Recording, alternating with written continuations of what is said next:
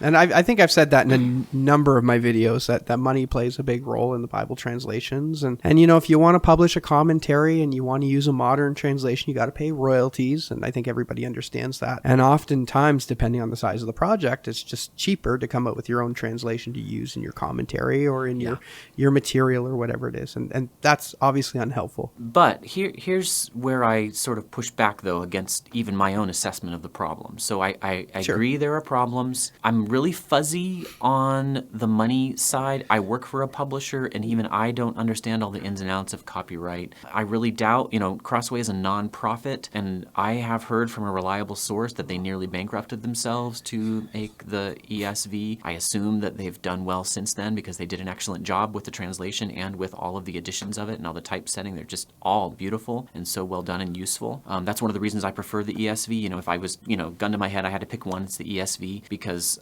it's easy for me to say, go out and get a nice edition that, would be useful for you, a journaling Bible or a wide margin or whatever. I'm looking at a shelf of New King James Version Bibles that have all those features as well. Yeah, so we're rivaling you. That is a fairly recent development, in my opinion. Zondervan, I actually talked to Melinda Bauma up there at Zondervan/HarperCollins. I interviewed her for my channel, and she acknowledged they saw what Crossway was doing, and they knew they had to step up, and they have. And so I've got some of those same Bibles on my shelf back here. But I push back against that view by saying, you know what? We have too many Christian books, too, in a way, and I don't hear people complaining about that. It's actually a sign of the health of Christianity in America that so many people are so interested in putting out Bible study resources. And until God gives us a Protestant pope, and Billy Graham died a couple years ago, so we lost that chance, and he never even really served that way. Until we get a Protestant pope, we're not going to have uniformity here. I acknowledge the pragmatic value of a standard sacred text. I think good things came out of that. I talk about that in chapter 1 of my book. I don't deny that. I look at my personal history with the Bible. Right just before I started studying Greek, and several years before I got into Hebrew, I got a comparative study Bible with 4 different translations in it: King James, NASB, NIV, and the Amplified, which is sort of the redheaded, stepchild of English Bible translation. And I'm a redhead, so I can say that online now. That was a massive help to my understanding. My preferred solution to the confusion that lay people face when they encounter all these Bible translations, I saw it yesterday on Everything Bible's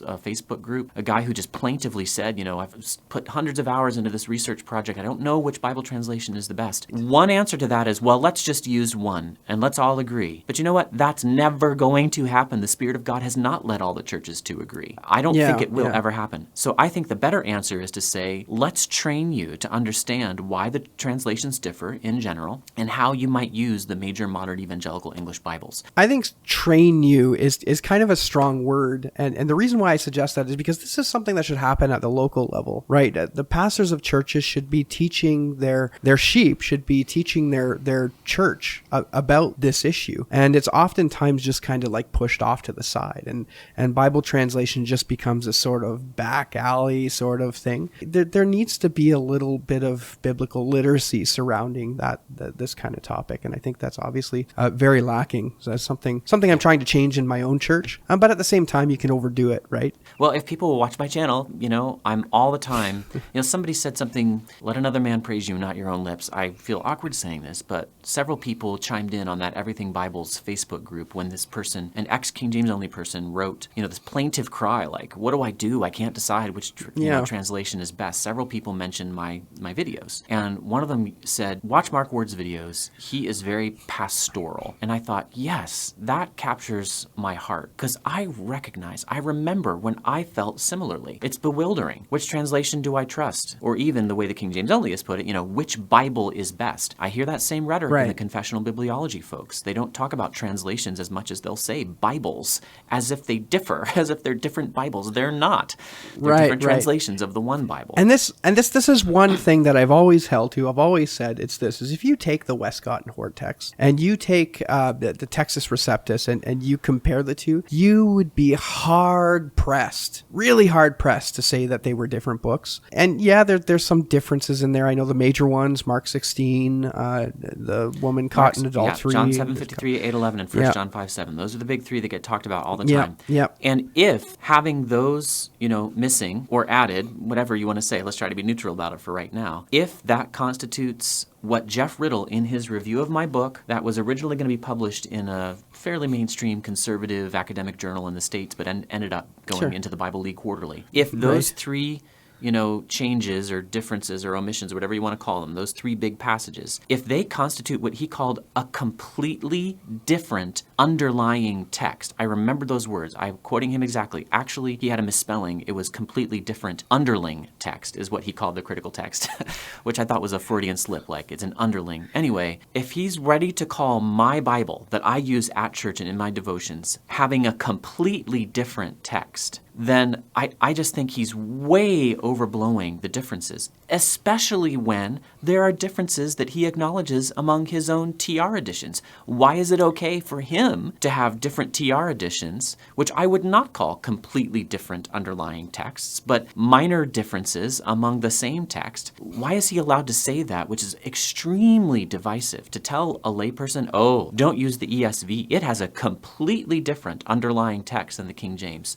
That is simply not true, and it is causing major division, which is a work of the flesh. Yeah, and it's really interesting. One difference between the TR and the CT is one that comes from Romans 1. It says, "For the gospel is the power of God unto salvation for those who believe." The difference there is it's either the gospel or it's the gospel of Christ, and of course the critical text leaves out of Christ. And I recall seeing a meme online. Or the TR adds it. Yeah, or the TR adds it. But I recall seeing online somebody was making this huge case that all of a sudden the book of Romans is not talking about the gospel, it's talking about a false gospel because it's coming from a critical text. But then if you spend the 25 minutes it takes to read through the book of Romans, you don't come out concluding that the gospel is anything other than the gospel of Christ, whether or not it says of Christ there or not. You can't come to that conclusion. It's unfair, it's uncharitable, it's just not right. When does this argument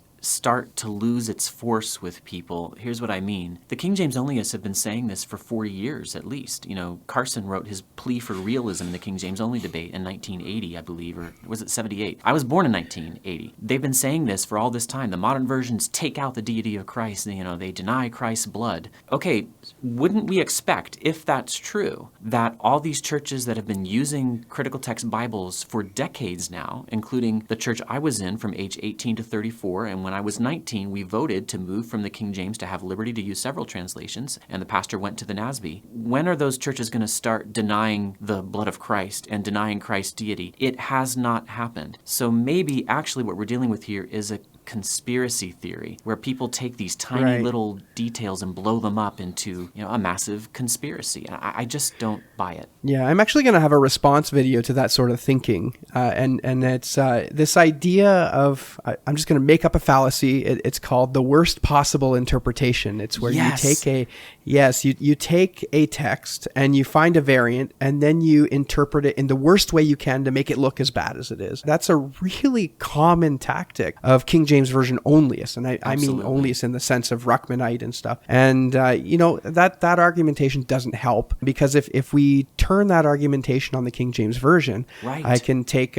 one I saw where Joseph of Arimathea, who craved the body of Jesus. So is this all of a sudden evidence that transubstantiation is a thing and Joseph wanted to eat the body and the blood of Christ like he told us to? Yeah. The Bible has a word for this, Dwayne. The Bible word for this is malice. Laying aside all malice, Peter says. And as soon as you started saying this, I'm so totally in agreement with you. My mind went right to, and I'm not going to name a name right now. You can find it on my blog. There is a Bible scholar in residence, I believe he's called, at the Trinitarian Bible Society, which I take to be among the very best representatives of the King James only position. It's an organization that Peter Masters and Jeff Riddle and the confessional bibliology world, constantly appeal to. And I think they do a lot of good work. And, they're not jerks about it the great majority of the time. But this one Bible scholar in residence subjected the New King James Version to 38,000 words of a withering critique. And that's what he did over and over and over again. He took what I can only call a malicious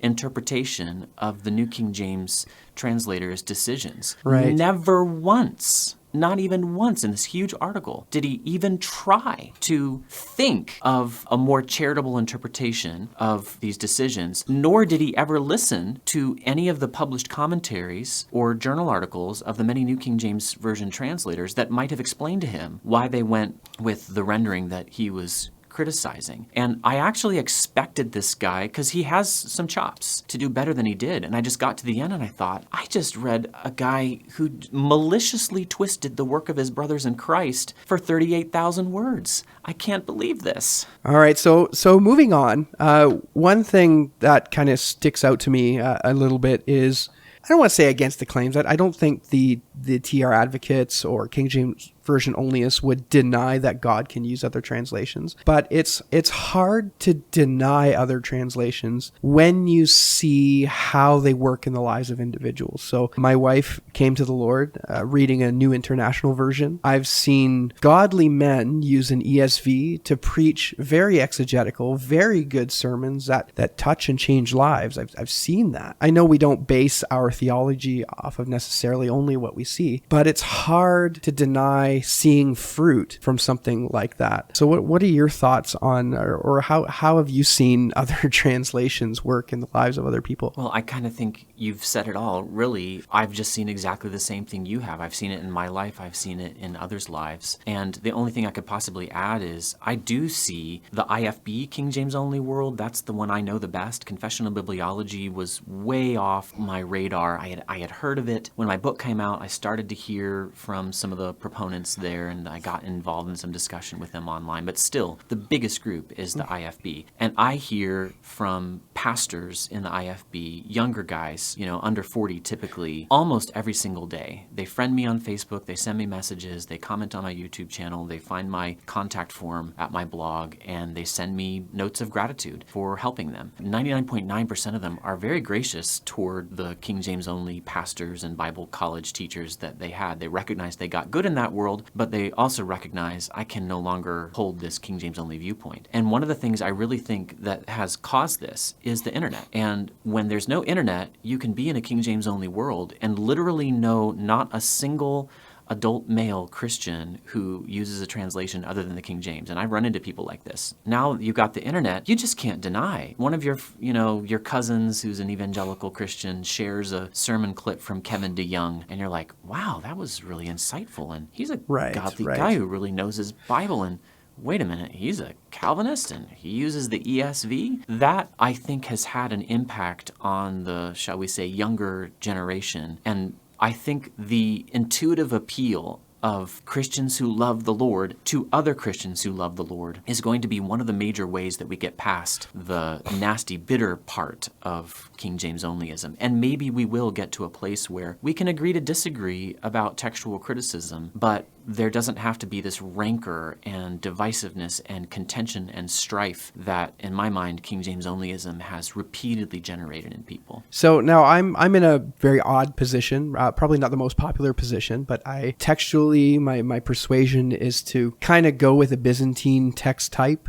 It would be closer to a TR, just minus some of the minority readings and stuff like that. Generally, right? That there's more to it than that, but generally. So I don't necessarily fit fully in the modern CT camp, but I can't bring myself to say, well, the TR is it. I have a number of people who watch the channel who are probably in a very similar position as I'm in, or maybe they're just uncertain altogether. So what would you say to people like that? Watch your brother in Christ, Dwayne Green, and the way that he is charitable toward people who disagree with him. I sense more of a commonality with you, Dwayne, even as a critical text proponent, than I do with my admitted definite brothers in Christ, Jeff Riddle and Peter Van Cleek. It seems to me that there's this subtle line that they have crossed into making themselves willing to say things like the text I use is a completely different underlying text. And there's something about calling the King James a standard sacred text and saying that my sanctification is not as good because I'm not using the right right Bible that's just divisive. And I just haven't heard in any of your espousal or working toward a Byzantine position, I just haven't heard you say divisive things. And I totally respect a majority text position or a Byzantine priority position. To me, it actually makes a lot of sense. I feel like this is an area where the Lord has left us some Christian liberty, some latitude. And I even understand somebody who says, this is all confusing to me and I just want to stick with what I know God has blessed. The only thing I'm going to add there is, well, okay, God has blessed the TR, the Byzantine family, totally fine. He's used those, but he's also said one clear thing: edification requires intelligibility. So as long as your argument doesn't end up in King James onlyism, then I don't mind the disagreement over textual criticism.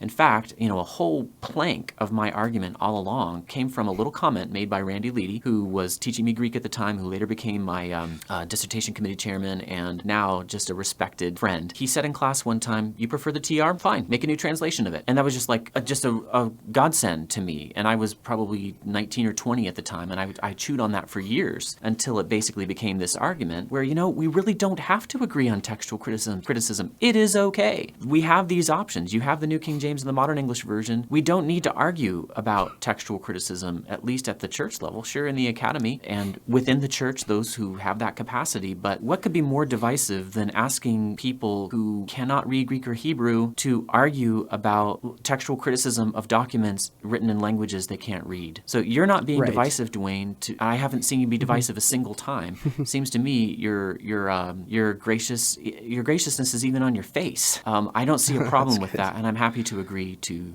disagree. So one last question, Dr. Ward, before we get going here. How can we, in Christian unity, holding to our textual positions, work together to accomplish God's will on earth? I have so many thoughts. You're asking such great questions, and then my mind just gets full of thoughts. I think what rises to the top here is that it is really difficult to have any kind of Christian unity with people who go online and tell the lay people in my church, you have a corrupt Bible. You don't have a standard sacred text. You aren't sanctified enough to use the right Bible. I cannot have Christian unity with those people. I cannot work with them here on this earth. In heaven, we will worship Christ together for all eternity, and God will sort out all of our differences and display where I was wrong just as he displays where they are wrong. Here's what's encouraging to me. I won't name names, but the person that I'm talking about will know who I'm talking about, and you will probably know who I'm talking about. There was a major TR advocate who I just felt like could never understand what I was saying and would always twist it, then suddenly seemed to change on a dime and suddenly understood what I was saying. And I wish I could give more details. He probably would be fine with it if I did. I'd have to ask his permission. I've used this illustration several times. It was so striking to me. I just noticed, wow, something's really changed. His comments on my YouTube channel indicated suddenly that he was understanding, even though he was disagreeing. And subsequently, we've had more conversation, more personal conversation, and he said to me, I used to regard you as insincere.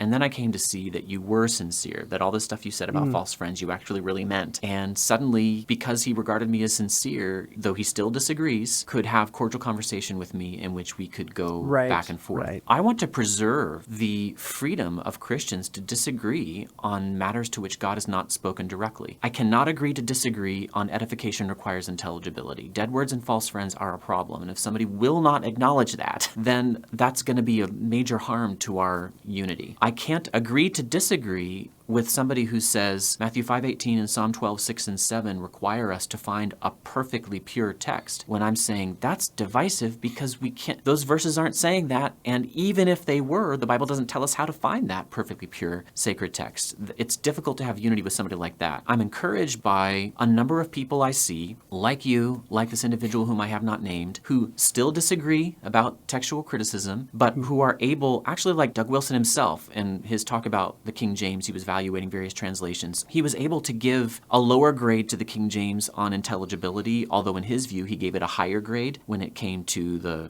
textual source, whereas with the ESV it was the opposite. He gave it a higher readability rating and a lower textual rating.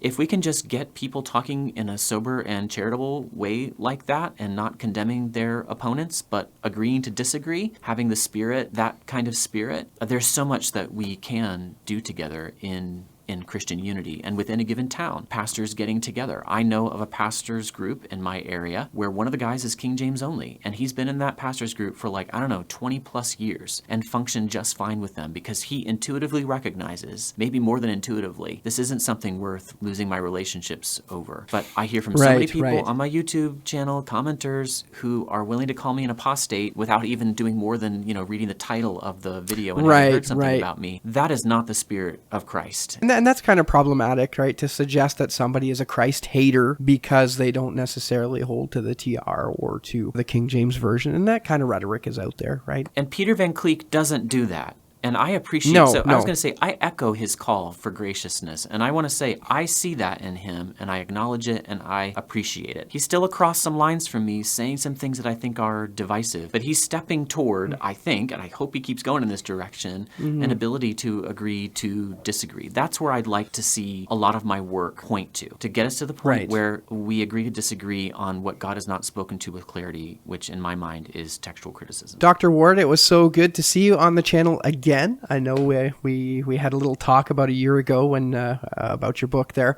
but I was delighted to have you come on again. And if the opportunity opens up again in the future to discuss something, I'm sure we will be able to do the same thing. Were there any last thoughts that you wanted to share with my viewers before we end? So many good questions you asked, Dwayne. You know what? Let me just say thank you to you.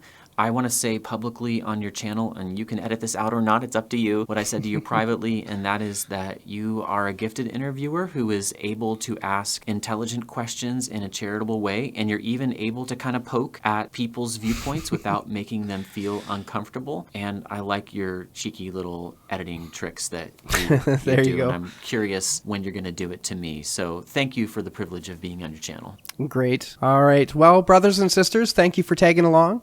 We'll see you next time.